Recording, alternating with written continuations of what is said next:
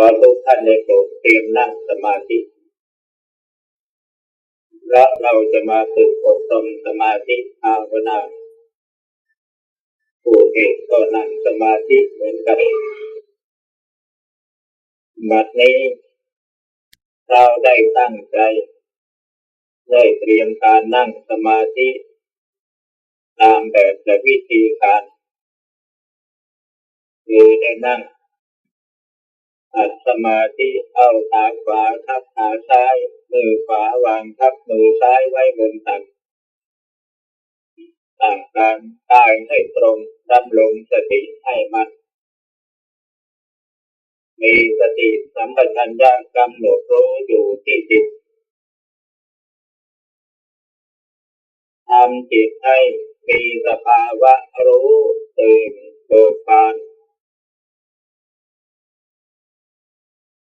และทำจิตให้มีความรู้สึกว่าพระพุทธเจ้าพระธรรมพระสงฆ์อยู่ในจิตของเราแล้ว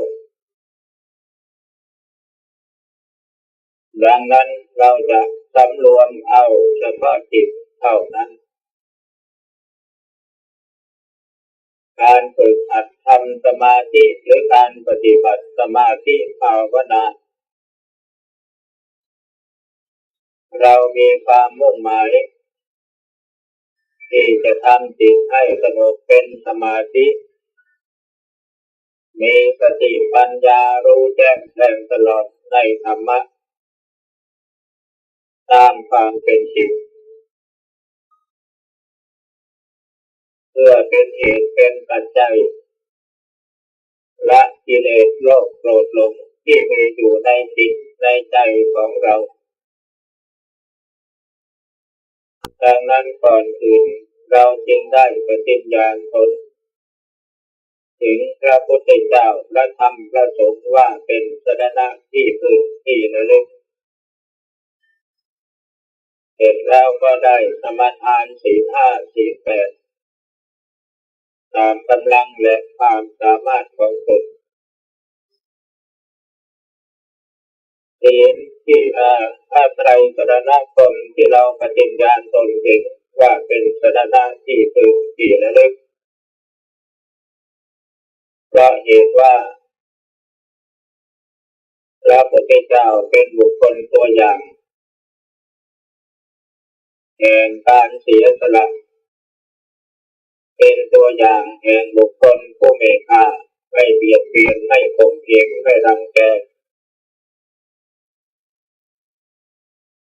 ดังนั้นเราจึงปฏิญาณตนถึงโดยที่จะยึดเอาพระองค์เป็นตัวอย่างการฆ่าสัตว์พระพุทธเจ้างดเว้นหมดแล้วการลักทรัพย์พระพุทธเจ้าก็งดเว้นการประพฤติผิดอพรหมจรรย์พระพุทธเจ้าก็งดเว้นโอสาวาทพระพุทธเจ้าก็งดเว้นสุราก็งดเว้นการบริโภคอาหารในเวลาวิกาลคือตั้งแต่เที่ยงแล้วไปถึงตะวันขึ้นมาใหม่พระองค์ก็งดเว้นแล้วการดูการฟ้อนรำการขับร้องการประโคมดนตรีการดูการเล่นเป็นเช่นนั้นเป็นข้าศึกแก่พรหมจรรย์การประดับการตกแต่งด้วยระเบียบของดอกไม้เครื่องย้อมเครื่องทาพระพุทธองค์ก็ทรงงดเว้นโดยเด็ดขาดแล้วการนอนที่นอนอันสูงที่นอนอันใหญ่ภายในยัดด้วยนุ่นและสำลีพระองค์ก็งดเว้นขาดแล้วเพราะพระองค์เป็นผู้งดเว้นโทษดังที่กล่าวนั้นเราจึงปฏิญญาณตนถึงเพื่อจะเรียนแบบพระองค์ท่านโดยจะเพิ่มปฏิบัติเพื่อความเป็นผู้งดเว้นเช่นเดียวกันเมื่อเรามีเจตนางดเว้นดังที่กล่าวเราจึงเป็นผู้มีศีลที่ในศีล ดังที่ได้สมาทานมาแล้วนั้นเป็นวิธีการ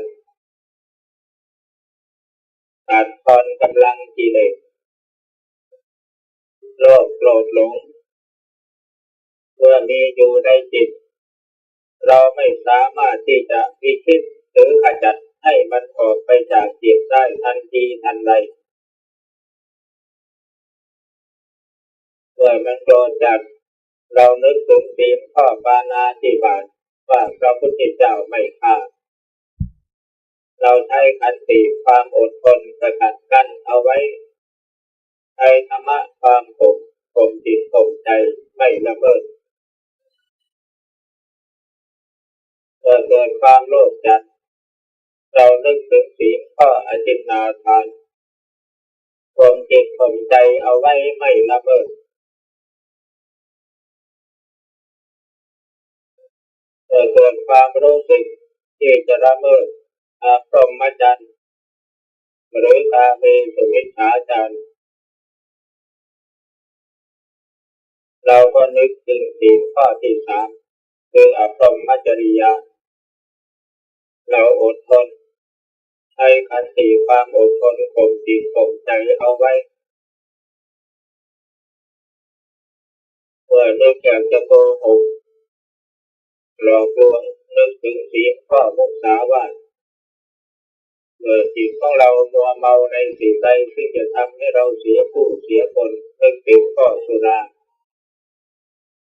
เพื่อประพฤติปฏิบัติตนเป็นผู้เลี้ยงง่ายมีอาหารวันละมื้อสองมื้อหรือแต่เช้าชั่วเที่ยงนึกอยากจะละเมิดเราก็นึกถึงศีลข้อวิการโภครับพระพุทธเจ้าท่านไม่บริโภคอาหารในเวลาวิกาลเวลานึกอยากสนุกอยากฟ้อนรำขับร้องประกอบดนตรีหรืออยากดูอยากชมก็นึกถึงศีลข้อนัตถิอยากประดับตกแต่งด้วยเครื่องตกแต่งต่างๆมีดอกไม้เครื่องของหอมเครื่องย้อมเครื่องทาเป็นต้นเรานึกถึงศีลข้อมาลาเราอยากจะดูอยู่บนที่นอนอันสูงที่นอนอันใหญ่เพื่อป้องกันไม่ให้เราติดสุขจนเกินไปเราก็นึกถึงศีลข้ออุจจาสยนะเมื่อกิเลสทั้งหลายเกิดขึ้นเราไม่อยากจะละเมิดกิเลสให้เรานึกถึงศีลที่ได้สมาทานมาแล้วนั้นการที่กิเลสโลภโกรธหลงมันเกิดขึ้นเรานึกถึงศีลดังที่กล่าวมาแล้วเราไม่ละเมิดศีลข้อนั้นก็ได้ชื่อว่าเป็นการตัดทอนกำลังของโลภโกรธหลงให้น้อยลงจนฝึกจิตฝึกใจอาศัยความอดทนอดเป็นด้วยเจตนาเลยเมื่อโลภโกรธหลงเกิดขึ้นมาเราไม่สนองความต้องการของมันเราเอาศีลมาเป็นเครื่องสกัดกั้นเอาไว้ก็ได้ชื่อว่าเป็นการขจัดกิเลสส่วนหยาบๆที่จะปรุงร่วมเกินด้วยกายด้วยวาจาเมื่อเรางดเว้นกิเลสหยาบๆด้วยกายด้วยวาจาได้โดยเด็ดขาดจนกระทั่งเจตนาความตั้งใจจะงดเว้นกลายเป็นเรื่องต้องตัวจนรู้สึกว่าเราไม่ได้ตั้งใจที่จะงดเว้นโทษนั้นๆแต่เพราะอาศัยการงดเว้นที่ต้องตัวชำนิชำนาญจนเป็นนิสัยทำให้เกิดพลังงานให้จิตมีความดูดดื่มมีความดีมีแนวโน้มไปในทางที่เป็นบุญเป็นกุศลจนเป็นนิสัยฝังลึกลงไปในจิตเจตนาที่จะงดเว้นโทษนั้นได้เป็นไปเองโดยอัตโนมัติได้ชื่อว่าเป็นการตัดทอนกำลังของกิเลสหรืออัดปีกอัดขางของกิเลสให้มันอยู่แม้ว่ามันจะยังอยู่ในจิตในใจแต่เราไม่ทำอะไรตามคำสั่งหรือคำบูชาของมันก็ได้ชื่อว่าเป็นผู้พยายามที่จะขจัดโทษอย่างที่จะล่วงเกินด้วยอำนาจของกิเลสด้วยอำนาจแห่งศีล อันนี้คือข้อปฏิบัติจุดประสงค์ของการสมาทานศีลกิเลสโลภโกรธหลงที่มีอยู่ในจิตของเรานั้นเราจะตั้งใจละเอานั้นมันละไม่ได้วันนี้ท่านทั้งหลายได้มาสมาทานศีล5ศีล8ตามท่านตามภูมิตามความสามารถของตนท่านมีกายวาจาอันบริสุทธิ์สะอาดเพราะไม่ละเมิดล่วงเกินศีลที่ได้สมาทานมาแล้วและมีเจตนาอันบริสุทธิ์ที่จะปฏิบัติตามศีลอดเป็นโทษตามที่ได้สมาทานมาแล้วและก็ได้มีสัจจะความจริงใจที่ตั้งใจจะประพฤติปฏิบัติให้ได้อย่างนั้นบัดนี้เป็นโอกาสที่เราจะได้อบรมจิตตามแนวทางแห่งสมถะวิธีและวิปัสสนาวิธีเพราะเรามาฝึกสมาธิวิปัสสนาความจริงเรื่องการฝึกสมาธิวิปัสสนาท่านทั้งหลายก็เคยได้อบรมได้ฝึกกันมาบ้างพอสมควรแล้วเมื่อพูดถึงเรื่องและวิธีการที่จะปฏิบัติสมาธิวิปัสสนาเปิดการอบรมทีไรเราก็พูดถึงเรื่องสมถะเรื่องวิปัสสนาอยู่ในหลักอันเดิมนี่นะดังนั้นวันนี้จะขอแนะวิธีการปฏิบัติสมาธิขั้นสมถะและวิปัสสนาควบคู่กันไปโดยจะเริ่มต้นด้วยการบริกรรมภาวนาเป็นหลักเอาไว้ก่อนบัดนี้ท่านทั้งหลายได้ปฏิญญาณตนถึงพระพุทธเจ้าพระธรรมพระสงฆ์ว่าเป็นสรณะที่พึ่งที่ระลึกแล้วขอให้ท่านกำหนดรู้ภายในจิตของตัวเองว่าพระพุทธเจ้าพระธรรมพระสงฆ์อยู่ที่จิตของเราเมื่อเรากำหนดรู้จิตรู้เป็นอาการแห่งพุทธเจ้าการทรงไว้ซึ่งสติสัมปชัญญะประคองจิตอยู่ในองค์ภาวนาได้จึงว่าทรงไว้ซึ่งพระธรรมความตั้งใจสังวรระวังเอาจิตเอาใจจดจ่อต่อการกำหนดอารมณ์ที่บริกรรมภาวนาหรือพิจารณาอยู่ได้จึงว่ามีพระสงฆ์อยู่ในใจในจิตดังนั้นเมื่อเรามีรู้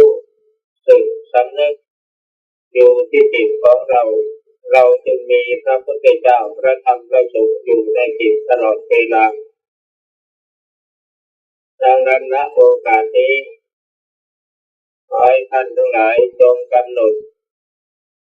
บริกรรมภาวนาพุทโธในจิตนึกพุทโธพุทโธพุทโธพุทโธแต่เพียงแต่นึกพุทโธที่จิตอย่างเดียวก็ได้หรือจะนึกพุทพร้อมลมเข้าโธพร้อมลมออกก็ได้นึกอยู่อย่างนั้นแหละหน้าที่ของท่านมีแต่นึกพุทโธพุทโธพุทโธพุทโธรู้อยู่ที่ลมหายใจอย่างเดียวอย่าไปกดหรือไปข่มจิตให้มีความสงบอย่าไปบังคับจิตและไม่ต้องไปตั้งไว้ที่ไหนเอาจิตไว้กับพุทโธเอาพุทโธไว้ที่จิตมีสติรู้พร้อมอยู่ที่พุทโธพุทโธเป็นอารมณ์จิตเป็นสิ่งรู้ของจิตเมื่อมีสติรู้พร้อมอยู่ที่จิตในขณะที่นึกพุทโธพุทโธก็เป็นที่อาศัยระลึกของสติเมื่อจิตนึกพุทโธจนคล่องตัวจนติดสติรู้พร้อมอยู่ในขณะจิตนั้นเจ้าจิตก็นึกพุทโธอยู่ไม่หยุดสติก็รู้พร้อมอยู่โดยไม่ได้ตั้งใจหรือว่าผู้ภาวนาพุทโธก็เป็นไปเองโดยอัตโนมัติ ผู้ทำหน้าที่รู้ก็รู้เองโดยอัตโนมัติเหมือนกับเราไม่ได้ตั้งใจแต่ว่าจิตของเราเนึกพุทโธพุทโธพุทโธเองเมื่อจิตของเราเนึกพุทโธเองอยู่ตลอดเวลาก็ปล่อยให้มันนึกอยู่อย่างนั้นอย่าไปฝืนมันอย่าไปบังคับให้มันสงบอย่าไปคิดอย่างอื่นแม้แต่คิดว่าเมื่อไรจิตมันจะสงบก็อย่าไปคิดในขณะที่เราเนึกพุทโธพุทโธพุทโธอยู่อะไรมันจะเกิดขึ้นก็ให้เฉยอยู่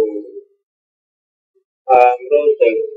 ว่ากายเบาเกิดขึ้นก็เฉยอยู่ความรู้สึกว่า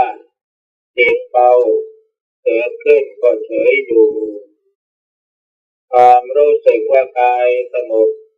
จากทุกขเวทนาก็เฉยอยู่รู้สึกว่าจิตสงบคือสงบจากความฟุ้งซ่านรำคาญก็เฉยอยู่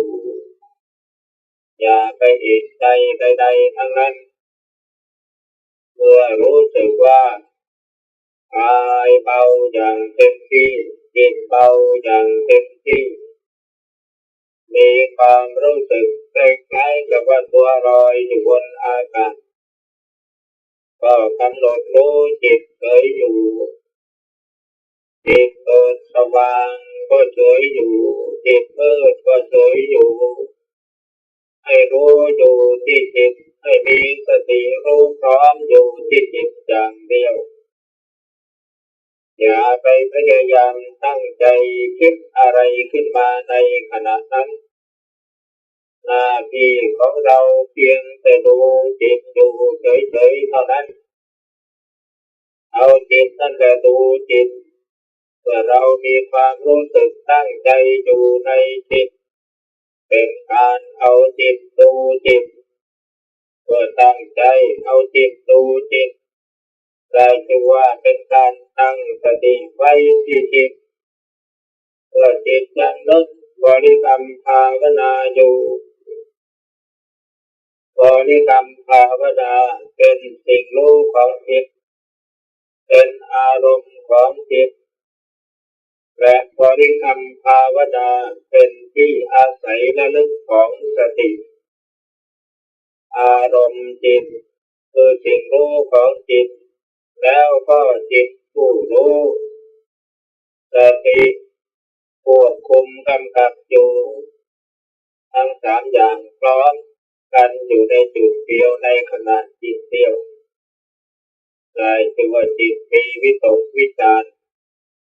ตามองค์ฌานที่ท่านกล่าวไว้เมื่อจิตบริกรรมภาวนาคือวิตกอยู่ตลอดเวลามีสติรู้พร้อมอยู่ตลอดเวลา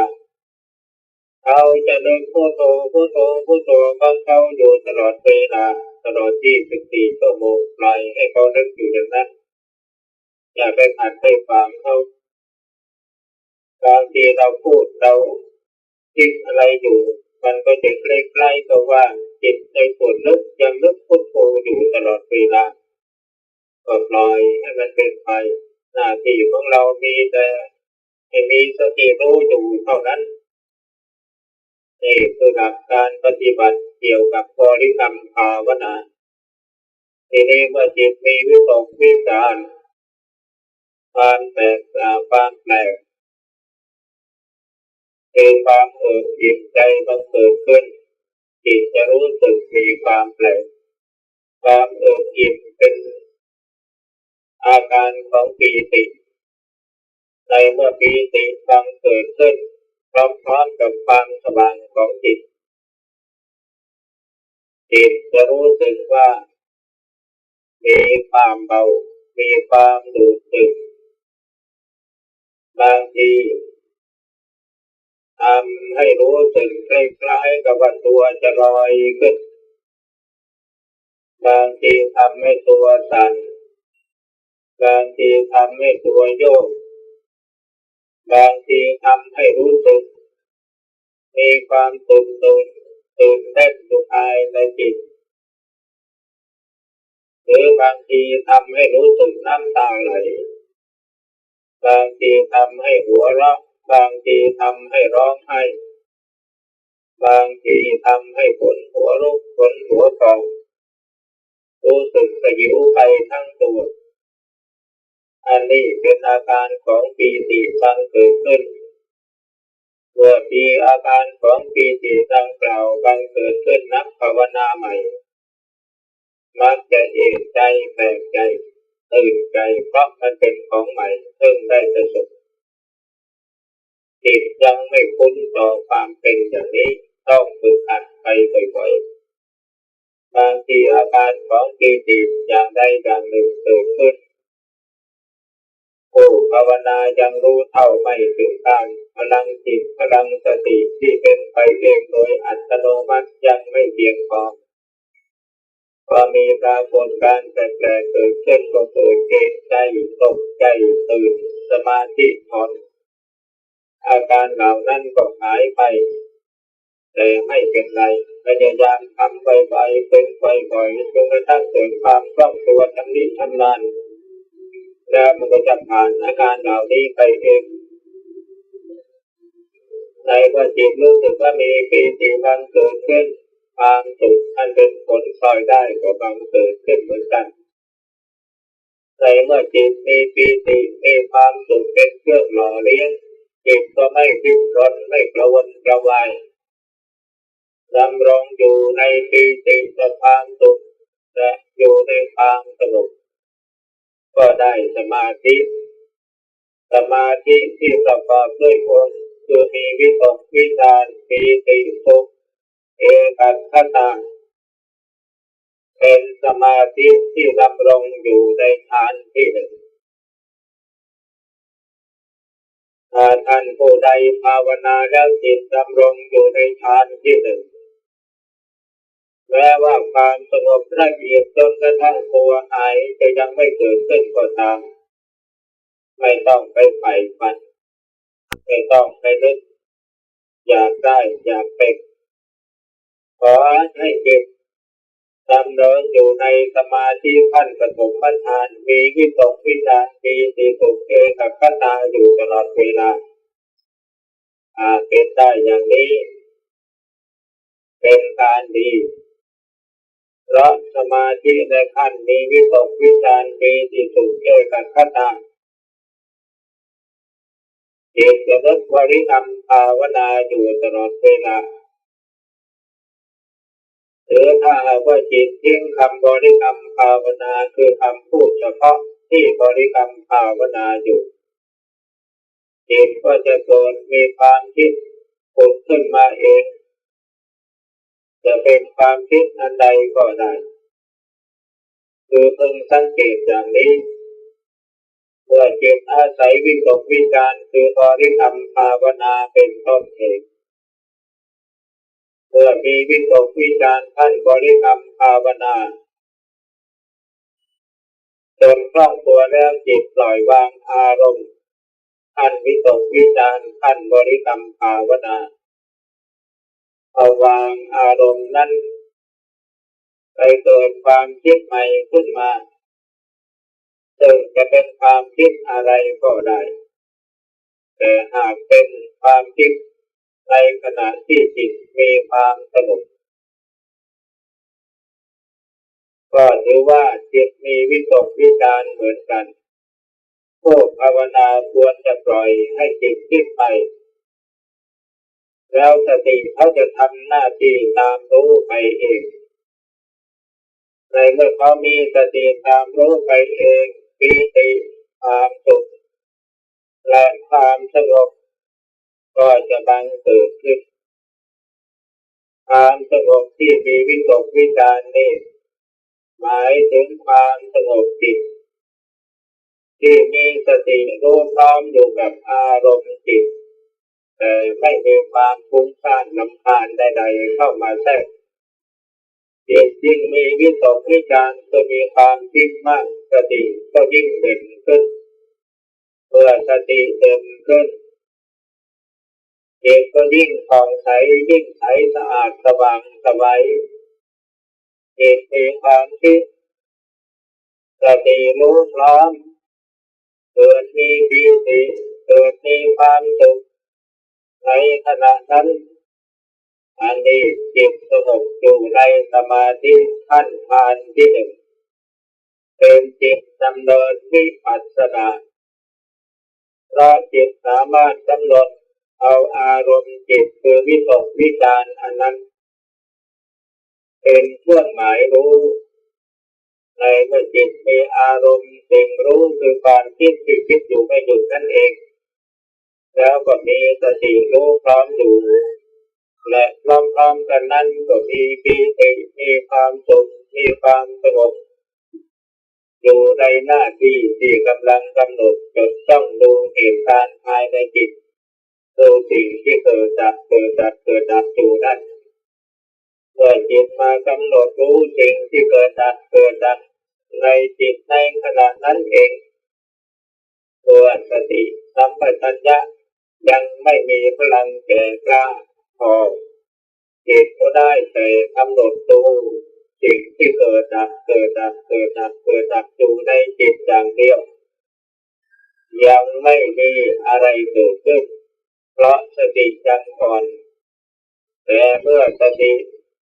มีพลังเข้มแข็งขึ้นมาความรู้สึกเกิดดับที่เกิดขึ้นในจิตนั้นสติที่แก่กล้าแล้วจะกลายเป็นปัญญาเมื่อสติเต็มขึ้นเมื่อไรจะมีปัญญารู้ทำตามความเป็นจริงคือจะรู้อารมณ์ที่เกิดดับในจิตว่าไม่เที่ยงเป็นทุกข์เป็นอนัตตาก็เป็นอันรู้พระไตรลักษณ์ขึ้นมาแล้วในเมื่อจิตรู้พระไตรลักษณ์การที่จิตรู้พระไตรลักษณ์นี่มีใช่ว่าจิตจะรู้ขึ้นมาในขณะนั้นว่าอันนี้คืออนิจจังไม่เที่ยงอันนี้คือทุกขังเป็นทุกข์อันนี้คืออนัตตาความไม่ใช่ตัวไม่ใช่ตนเพราะอาศัยที่รู้อยู่ดูอยู่จดจ้องอยู่แต่จิตจะรู้อนิจจังทุกขังอนัตตาไปในจิตโดยไม่ออกปากพูดแต่จิตจะรู้ถึงว่าสิ่งที่ปรากฏการอยู่นั้นคือตัวอนิจจังทุกขังอนัตตาแต่จิตจะไม่บอกว่านี่คืออนิจจังทุกขังอนัตตาเพียงจะรู้อยู่ในที่ในขณะใดที่จิตกำลังกำหนดรู้ความเปลี่ยนแปลงของสภาวะที่เกิดดับกับจิตอยู่ตลอดเวลาถ้าช่วงใดสติสัมปชัญญะยังเป็นอยู่วิชาความรู้แจ้งจริงๆยังเด่นชัดอยู่ความรู้สึกภายในจิตก็สักแต่ว่ารู้แล้วปล่อยวางไปรู้แล้วปล่อยวางไปรู้แล้วปล่อยวางไปถ้าช่วงใดอวิชชาเข้าครอบงำจิตยึดสิ่งรู้ทันทีตัวจิตมายึดสิ่งรู้ทันทีปัญหาที่จะพึงเกิดขึ้นย่อมเกิดขึ้นพร้อมกับขณะจิตที่ยึดแล้วจิตก็จะมีปัญหาขึ้นมาว่านี่คืออะไรหรือมิฉะนั้นก็จะปรุงขึ้นมาให้เป็นสิ่งที่พอใจและไม่พอใจพอเกิดยึดปั๊บต้องมีความยินดีเกิดขึ้นยึดปั๊บต้องมีความยินร้ายเกิดขึ้นความยินดีคืออิทธารมณ์เป็นอารมณ์ที่น่าใคร่มีแนวโน้มให้เกิดกามตัณหาความยินร้ายเป็นอนิจฐารมณ์อารมณ์ที่ไม่น่าปรารถนามีแนวโน้มให้เกิดวิภวตัณหาเมื่อเกิดมีปัญหาอย่างนี้ขึ้นมาจิตก็ยึดอารมณ์ทั้งสองอย่างคือสิ่งที่ยินดีและสิ่งที่ยินร้ายเมื่อมีการยึดก็กลายเป็นภวตัณหาเมื่อจิตมีกามตัณหาภวตัณหาอยู่พร้อมความทุกข์ความสุขย่อมบังเกิดขึ้นสลับกันไปบางขณะจิตก็ทุกข์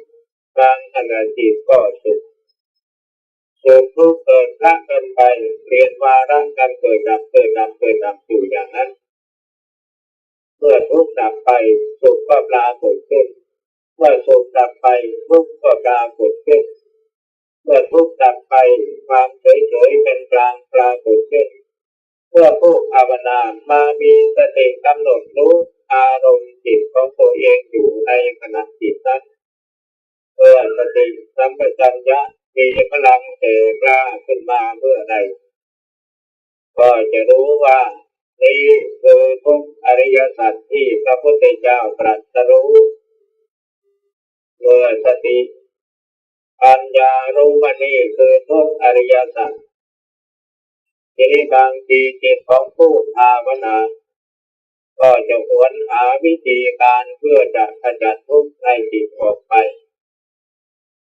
แล้วก็จะรู้อุบายวิธีจะรู้เองที่ให้เกิดทุกข์ว่ามันเกิดมาจากไหน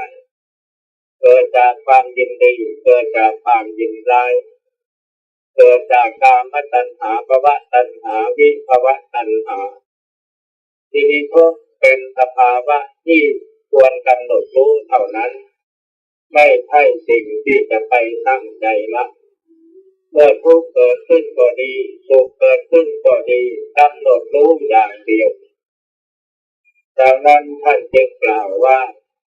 ตังโฆปนิดังดุขังอริยสัจจัง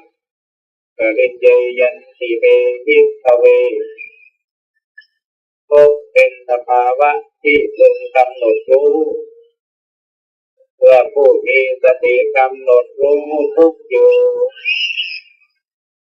ทุกข์เป็นอารมณ์สิ่งรู้ของจิตเป็นสิ่งระลึกของสติเมื่อสติสัมปชัญญะมีพลังแก่กล้าขึ้นรู้ทุกข์แจ่มแจ้งชัดเจนจิตก็ก้าวลงสู่ความสงบอีกทีหนึ่งคือสงบก้าวรูปลงสว่างขึ้นมาแล้วก็ไปยับยั้งอยู่เรียกว่าจักขุงอุดปาริจิตรูปลงไปสว่างจักสุบังเกิดขึ้นแล้วจิตนิ่งอยู่ในท่ามกลางแห่งความสว่างญาณังอุดปาริความอย่างรู้ได้บังเกิดขึ้นแล้วเมื่อจิตมีการยับยั้งอย่างรู้อยู่ปัญญาอุดปาริการไหวตัวของจิตเกิดความคิดปรุงแต่งขึ้นมาเป็นปัญญาความรู้ปรากฏขึ้นซึ่งจะมีอาการเกิดดับเกิดดับเกิดดับเกิดดับอยู่ตลอดเวลาเมื่อจิตกำหนดรู้สิ่งที่เกิดดับเกิดดับอยู่ตลอดเวลาช่วงใดรู้แจ้งเห็นจริงแล้ววิชชาเกิดขึ้นวิชชาอุทธปาทิรู้แจ้งเห็นจริงหายสงสัยวันนี้คือทุกอริยสัจที่พระพุทธเจ้าตรัสรู้เมื่อรู้จริงแล้วจิตปล่อยวางอารมณ์สิ่งรู้ทั้งหมดอารมณ์อุทธปาทิก้าวเข้าไปสู่ความสว่างไสวเบิกบานร่างกายตัวตนหายไปหมดมีแต่ความสว่างไสวปรากฏอยู่เท่านั้นเพราะฉะนั้นเมื่อจิตกำหนดรู้ทุกข์เห็นจริงแจ่มชัดแล้วจิตลงตกว่านี่ทุกข์ก็รู้ว่านี่คือทุกข์อริยสัจที่พระพุทธเจ้าตรัสรู้ทีนี้ญาณอย่างรู้จักขุก็บังเกิดขึ้นลักษณะของจักขุบังเกิดขึ้นจิตสงบรูปลงสว่างโตขึ้นมาแล้วนิ่งในเมื่อนิ่งอาการนิ่งนั่นแหละคือญาณอย่างรู้อยู่เฉพาะที่จิตเมื่อจิตมีญาณอย่างรู้อยู่เฉพาะที่จิตจิตมีพลังพอสมควรก็ปฏิบัติตนให้เกิดความคิดอ่านซึ่งเรียกว่าปัญญาปรากฏขึ้นในเมื่อปัญญาปรากฏขึ้นสติสัมปชัญญะเป็นตัวปัญญาอันวิเศษเป็นตัววิชารู้แจ้งจิตจริงรู้ทันอยู่ตลอดเวลาเมื่อมีวิชารู้แจ้งจิตจริงเห็นชัดลงไปแล้วอาโลโกอุตปาทิความรู้แจ้งหายสงสัยก็บังเกิดขึ้น ดังที่มีในคำพีแห่งพระธรรมจักรพรรดินสูตรเพราะฉะนั้นในเมื่อเราภาวนาแล้วจิตโดยสงบเป็นสมาธิขั้นสมถะพอสมควรเราอาจจะไปจิตอยู่ในสมาธิขั้นนี้เมื่อจิตมีพลังงานแก่กล้าขึ้นสามารถที่จะปล่อยวางบริกรรมภาวนาหรือเปลี่ยนจากความสงบนิ่งสว่างไสวอยู่นั้นให้เป็นความไม่สงบคือเกิดความคิดอ่านอยู่ตลอดเวลาอันนี้เรียกว่าภูมิจิตมันก้าวไปข้างหน้าเมื่อมีพลังสมาธิแล้วปัญญามันก็เกิดเราจิตมีสมาธิมีสติแล้วก็มีปัญญาเมื่อมีสมาธิมีสติปัญญามันก็ปฏิบัติตนให้เกิดมีความคิดอ่านขึ้นมาบางท่านก็เข้าใจว่าจิตมันไม่สงบแล้วเวลานี้มันเสื่อมมันฟุ้งซ่านก็มัวแต่จะไปบังคับให้มันอยู่นิ่งอยู่อย่างนั้นแหละมันก็เลยไม่ก้าวหน้าสักทีเพราะฉะนั้นนักปฏิบัติควรที่จะทำความเข้าใจไว้เมื่อเราบางครั้งในขณะที่เราบริกรรมภาวนาพุทโธอยู่จิตมีอาการเคลิ้มลงไปเหมือนจะนอนหลับแล้วก็ทิ้งพุทโธพักแล้วมันไปสวดคาถาชินบัญชรอยู่มันสวดเองโดยที่เราไม่ได้ตั้งใจอันนี้คือมันเปลี่ยนอารมณ์จากพุทโธมาสวดคาถาชินบัญชรแล้วมันก็สวดของมันไปเองโดยอัตโนมัติโดยที่ไม่ได้ตั้งใจเราได้บางทีเราได้อยากจะหยุดสวดมันก็ไม่ยอมหยุดในลักษณะอย่างนี้จิตมันก็เกิดความคิดได้วิตกวิจารณ์บางท่านมันไม่อย่างนั้นภาวนาพุทโธอยู่พอมันสงบพุ่งลงไปนิ่งแต่มันยิ่งพุทโธแล้วมันไปเกิดมีความคิดฟุ้งขึ้นมาอันนี้บางท่านก็เข้าใจว่าจิตมันฟุ้งซ่านแต่แท้ที่จริงมันเกิดปัญญาเพราะฉะนั้นเราจึงมีหลักที่ควรจะสังเกตเอาไว้ว่า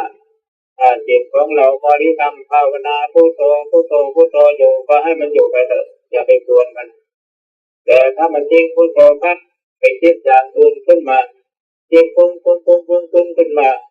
ให้ปล่อยให้มันคิดไปแล้วรีบทำสติตามรู้มันไปดังที่กล่าวแล้วในเมื่อจิตมีความคิดสติก็ตามรู้ความคิดทันกันอยู่ทุกขณะจิตความคิดที่มีสติรู้ทันเอาทันรู้เท่าเอาทันมันเป็นปัญญาในสมาธิแต่ถ้าหากว่าสติก่อนรู้ไม่ทันความคิดมันเป็นความฟุ้งซ่านนักปฏิบัติควรจะได้ทำความเข้าใจไว้อย่างนี้พุทโธที่เรานึกบริกรรมภาวนาอยู่มันก็เป็นความคิดแต่เมื่อจิตมันทิ้งพุทโธที่เราตั้งใจคิดนั้นแล้วมันไปคิดเองแต่มันคิดอย่างอื่นมันก็เป็นความคิดเหมือนกันนั่นแหละเมื่อเป็นเช่นนั้นไม่จำเป็นจะต้องดึงมันกลับมาหาพุทโธอีกปล่อยให้มันคิดไปตามเรื่องตามราวของมันแต่เราต้องมีสติกำหนดตามรู้มันไปยิ่งคิดเร็วเท่าไหร่ก็ปล่อยให้มันคิดไปแล้วมีสติตามรู้มันไปธรรมชาติของจิตถ้ามีอารมณ์สิ่งรู้คือความคิดสติมีสิ่งระลึกจิตมันจะได้พลังงานทางสติเมื่อมันรู้ทันกันเมื่อใดมันจะเกิดความสงบแล้วก็มีวิตกวิจารปีติสุขเอกคตาขึ้นมาได้ดังที่กล่าวแล้ววันนี้ขอแนะวิธีการทำสมาธิภาวนาในขั้นต้นหรือว่าขั้นต้นหรือขั้นสุดยอดก็แล้วแต่จะเข้าใจแต่ความจริงการภาวนาที่มันไม่มีต้นไม่มีปลายหรอกอย่าไปกำหนดหมายมันว่าเราได้ยานขั้นไหนฌานขั้นไหนขอให้มันมีอันเป็นมีความสงบมีความรู้มีสติรู้ทันอยู่เท่านั้นก็เป็นพอความก้าวหน้าของจิตนี้อยู่ตรงที่ว่าเรามีเจตนาจะงดเป็นอันใดแล้วเรางดเป็นได้โดยเด็ดขาดเรามีเจตนาจะละโลภโกรธหลง ก็โลภโกรธหลงผ่อนกำลังลงหรือว่าเกือบจะไม่มีเลยนั่นเป็นความก้าวหน้าของจิตส่วนภูมิรู้ภูมิเห็นอะไรต่างๆนั่นจะไปสนใจเอาตรงที่มันหมดกิเลสก่อนนี่ใครว่ามากระทบมันมากมาแล้วก็เปี้ยไปแต่ภายหลังมาภาวนาแล้วความรู้สึกอย่างนั้นมันช้าลงหรือไม่มีเลยแสดงว่าจิตมันก้าวหน้าเพราะมันละกิเลสได้เยอะแล้วให้กำหนดหมายเอาอย่างนี้วันนี้ขอกล่าวธรรมะก็เป็นคติเตือนใจของบรรดาท่านทั้งหลายพอสมควรแก่กาลเวลาจึงขอยุติลงด้วยพระทาละนี้การปฏิบัติธรรมการทรงธรรมการรักษาศาสนารักษาจารีตประเพณีเป็นหน้าที่ของพุทธบริษัทภายในคือพระภิกษุสงฆ์กติกาวัดของเราเรามีการทำวัดเช้าทำวัดเย็นทุกวันทำวัดเช้าตอนตี 4ทำวัดเย็นตอน 6 โมงเย็นพอเราทำอะไรไม่ได้ก็พยายามทำวัดเช้าทำวัดเย็นไม่ให้ขาดให้ตั้งใจให้มีสัจจะเป็นการฝึกฝนอบรมตัวเองอาจจะคิดว่าทำไมหลวงพ่อไม่สอนพวกผมตั้งใจสอนอยู่2 ข้อนี้เท่านั้นสอนว่าให้ท่านทั้งหลายพยายามตั้งใจลงทำวัดสวดมนต์เช้าเย็นให้ได้ในมาดูบัญชีแล้วปรากฏว่ามีผู้ขาดเกินกว่า20 วันก็มีเกินกว่า15 วันก็มีเยอะแยะในพระผมเทศน์ให้ฟังว่าท่านบวชมาแล้วเป็นลูกศิษย์ผมต้องลงทำวัดเช้าให้ได้ทุกวันทำวัดเย็นให้ได้ทุกวันเมื่อท่านไม่ยอมปฏิบัติตามผมก็ถือว่าท่านไม่ปฏิบัติตามโอวาทผมจึงไม่สอนท่านเมื่อเร็วๆมานี้มีท่านหนึ่งท่านมาขอยัตติท่านบวชมาจากทางฝ่ายโน้นท่านไปนั่งคุยอยู่ว่าผมได้ออกจะคิดผิดหรือท่านตำหนิหมู่คณะว่าอย่างนั้นอย่างนี้อะไรทำนองนั้นเลยใกล้ๆกับท่านบอกว่าท่านบวชผิดที่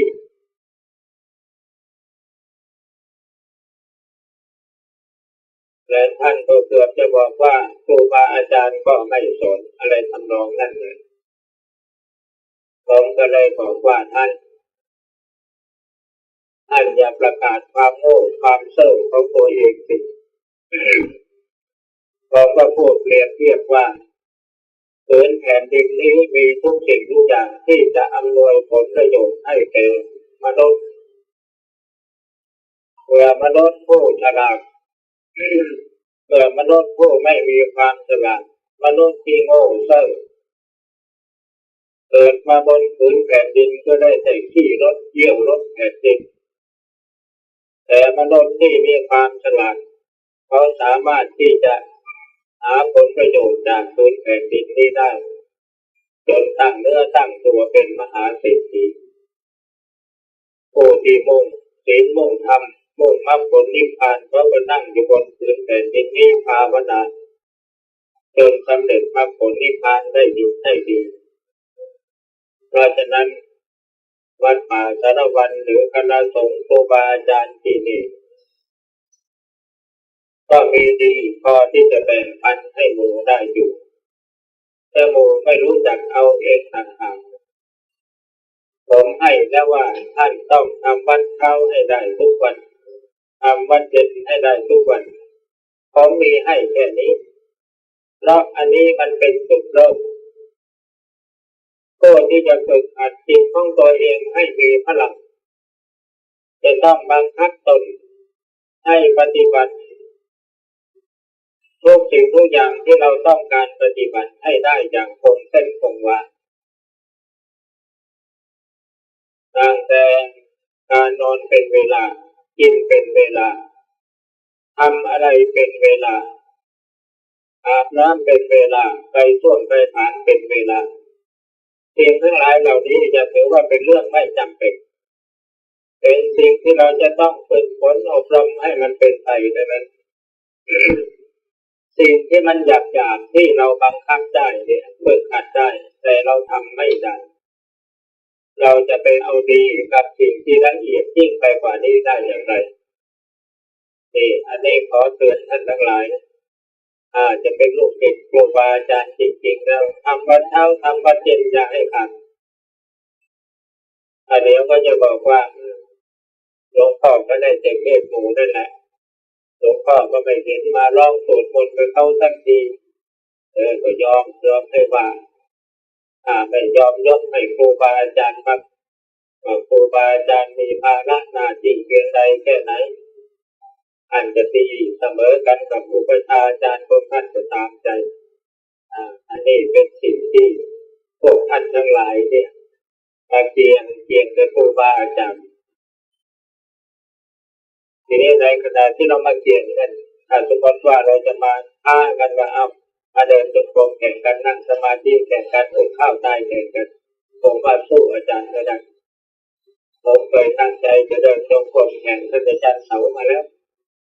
วันไหนคิดว่าจะเอาชนะท่านอาจารย์ให้ได้วันนั้นท่านจะเดินจงกรมไม่หยุดเราแก้ท่านทุกที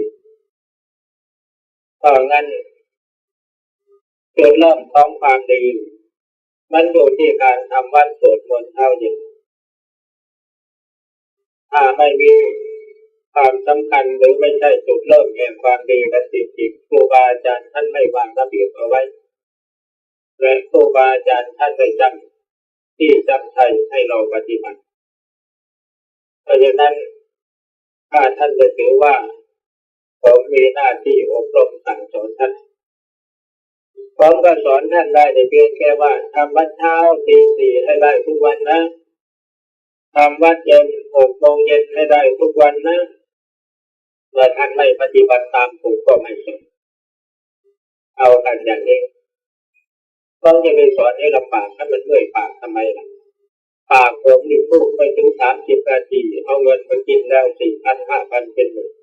มันเป็นปากมีค่าผมจะไปพูดเล่นทำไมเนี่ยบอกตรงๆอย่างนี้นะเพราะฉะนั้นพวกท่านทั้งหลายได้รู้นิสัยอุปชฌาย์อาจารย์ของท่านนะแม้แต่การกราบผมกราบให้ท่านดูท่านก็ไม่ทำตามผมอยู่ในวัดที่ไม่มีใครกราบเหมือนผมสักคนทั้งที่ผมเป็นผู้สอนมาเป็นจังคบัณฑิตเป็นยังไงแต่ว่าอักขระฐานกลอนก็ไม่มีใครสนใจนี่เพียงแค่นี้เราก็ไม่ตามครูบาอาจารย์แล้วเราจะไปเอาดีเอาดีได้อย่างไรอันนี้เป็นจะว่าครูบาอาจารย์เนี่ยตัวอะไรหรอก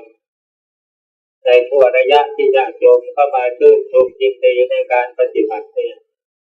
ตอนเช้าตอนเย็นขอร้องเถอะมาแสดงความเข้มแข็งให้ญาติโยมเขาได้ดูพอช่วยใจบ้างเพียงแต่เรามาทำว่าสวดมนต์เช้าเย็นพร้อมกันเนี่ยไม่ต้องไปแหกปากเทศที่ไหนหรอกชาวบ้านเขาเห็นแล้วก็เริ่มใส่เองโหดตรงๆอย่างนี้อาจารย์เสาเทศก็ไม่เป็นได้แต่พาทำให้เป็นตัวอย่างแต่มีลูกศิษย์ทั่วประเทศพวกท่านมาบวชอยู่กับผมนี่เพียง40-50เพียง100พระบริวารของท่านอาจารย์เสาเนี่ยเดินตามหลังท่านอยู่200-300เป็นคนเลยเวลาท่านเดินจงกรมถ้าเวลาท่านเดินธุดงค์ลูกศิษย์ท่านแห่ตามหลัง200-300วันนี้ท่านมาพักที่ตรงนี้พวกเวทีคณะเป็น100เหมือนกันเดินตามหลังมาพักคนละแห่งเมื่อท่านมาพักที่ตรงนี้ก่อนที่ท่านจะไปท่านก็บอกว่าเวทีก็จะมาพักที่นี่ให้ญาติโยมดูแลสุขทุกข์ด้วย ท่านเดินทุดงของท่านไปและอาจารย์เสาก็ไม่ได้เทศอะไรใครจะมาถามว่าอยากปฏิบัติอยากภาวนาทำยังไงอาจารย์ภาวนาพุทโธนี่ภาวนาพุทโธแล้วจะได้อะไรดีอย่าถามพุทโธแปลว่าอะไรถามหาที่แตกให้ยังเป็นไรถามหาที่แตกให้ยังถามหาออกให้ยังมันเป็นตรงกับภาษาไทยแต่ท่านก็พูดตามภาษาของท่านเพราะท่านถือว่าท่านเป็นผู้ใหญ่เราผู้น้อยไปพูดกับผู้ใหญ่มันก็เป็นคำหยาบแต่ท่านบอกว่าถามไปหาออกอะไรท่านให้ภาวนาพุทโธอย่างเดียวถ้าใครตั้งใจปฏิบัติตามคำแนะนำของท่านได้ดีกันทุกคนเพราะว่าภาวนาพุทโธมันอย่างเดียวนี่แหละใครจะว่าอะไรก็จังใครเลยถ้าใครว่าภาวนาพุทโธไม่ดีก็จังใครผมว่าผมภาวนาพุทโธแล้วผมดี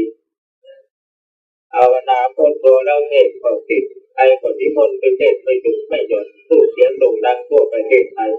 เพราะภาวนาพุทโธอย่างเดียวเท่านั้นแต่นี่เราใจไม่แน่หรือจับโทษบางนี่จับโทษบางนี่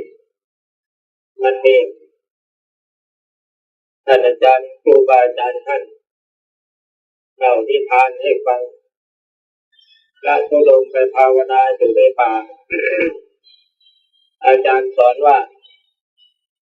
ให้ภาวนาอิติปิให้ภาวนาอิติปิอย่างคำเดียวทีนี้พอไปภาวนาอยู่ในป่าอิติปิเสือก็มันกระโดดออกมานั่งเฝ้า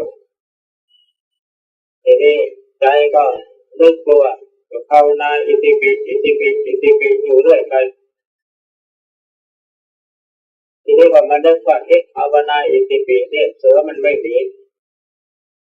ต่อไปอีกสักคำนะอิติปิโสภควาเพราะว่าตัวนั้นเสือมันกระโดดกัดตายเลย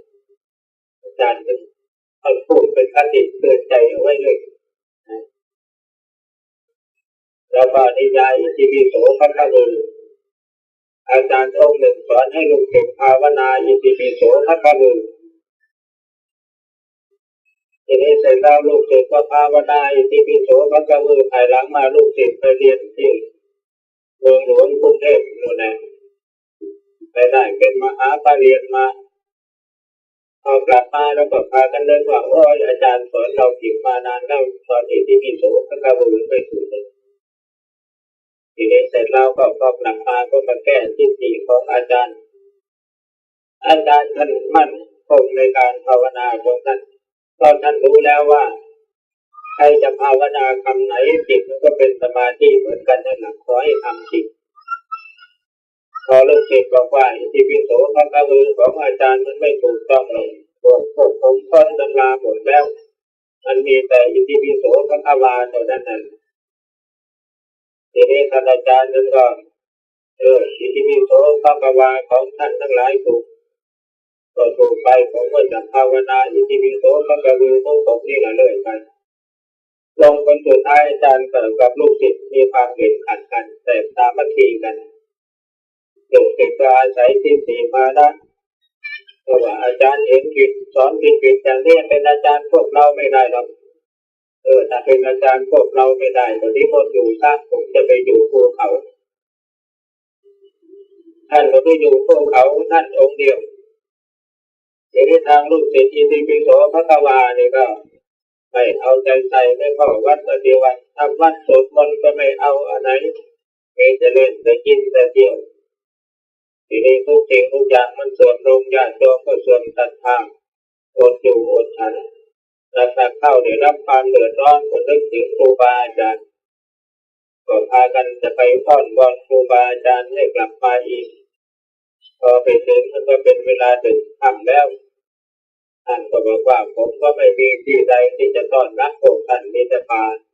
สมัครใจที่ไหนก็เลือกเอาก้อนหินก้อนไหนก็ที่จะอาศัยนอนได้ก็ตามใจทีนี้ท่านก็เดินจงกรมของท่านเรื่อยไป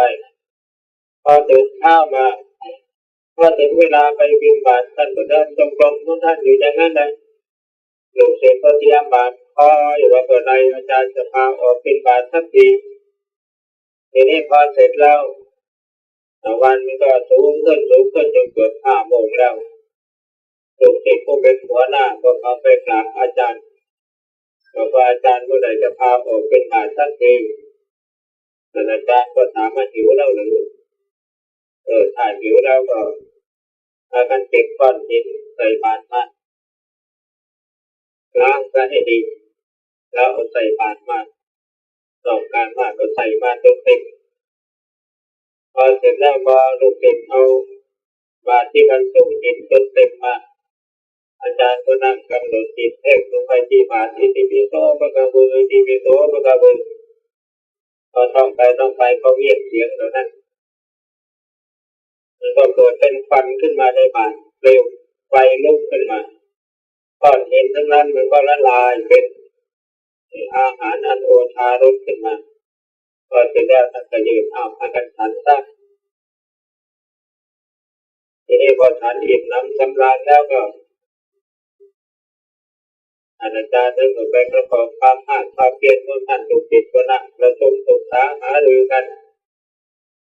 ทีนี้พอตื่นเช้ามาวันหลังก็พากันเข้าไปหาอาจารย์วันนี้ผมขอนั่งภาวนาใส่ก้อนหินลงดูตามใจต่างคนก็ต่างเอาก้อนหินมาใส่บาตรก็นั่งภาวนาอิติปิโสภะคะวะอิติปิโสภะคะวะใจก็ถึงว่าเมื่อไหร่มันจะเป็นก้อนอันเป็นขนมสักที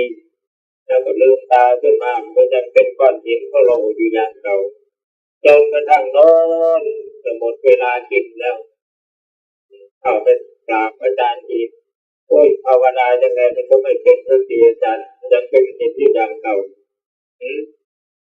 งั้นอิติปิโสภะคะวะกับอิติปิโสภะคะวะไหนดีกว่ากันอิติปิโสภะคะวะแล้วอาจารย์ดีกว่ายอม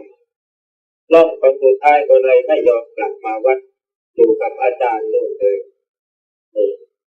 อันหนึ่งอาจารย์พรที่ชายของท่านอาจารย์บุญเล่านิยายให้ฟังอยู่เลยทำไมท่านจึงเล่าเพราะอาจารย์พรเป็นพระหลวงตานักธรรมตรีท่านก็ไม่ได้เทศก็ไม่เป็นเหมือนท่านอาจารย์เสาท่านก็เอานิทานอันนี้แหละมาเล่าเตือนใจลูกศิษย์ท่านกลัวว่าลูกศิษย์ของท่านจะลบหลู่ดูหมิ่นท่าน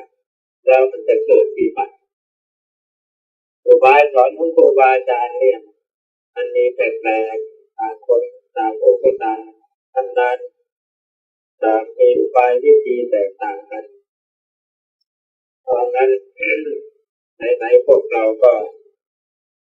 ได้รวมเป็นพุทธบริษัทด้วยกันบริษัทสยุบาสนาภิกษุภิกษุณีอุบาสกอุบาสิกาเป็นผู้รับมรดกตกทอดพระศาสนามาจากสมเด็จพระสัมมาสัมพุทธเจ้าศาสนาจะเสื่อมก็เพราะเรานี่แหละจะเจริญก็เพราะเรานี่แหละตราบใดที่เรามีการปฏิบัติดีปฏิบัติชอบศาสนาก็ยังคงอยู่และเจริญแต่มรรคผลนิพพานก็ยังคงอยู่ไม่เสื่อมสลายไปเพราะฉะนั้นขอเตือนบรรดาลูกศิษย์ลูกหาทั้งหลายจงมีความกระตือรือร้นพากันขมีขมันขยันหมั่นเพียรในการประพฤติปฏิบัติยิ่งขึ้นกว่านี้ให้สมศักดิ์ศรีที่เราเป็นลูกศิษย์พระกรรมฐานนักปฏิบัติในท้ายที่สุดนี้ขอให้ทุกท่านจงมีความสุขความเจริญประสบสิ่งที่ตนพึงปรารถนาโดยผู้ท่านทุกท่านเป็นเวลาอันสมควรเลิกกัน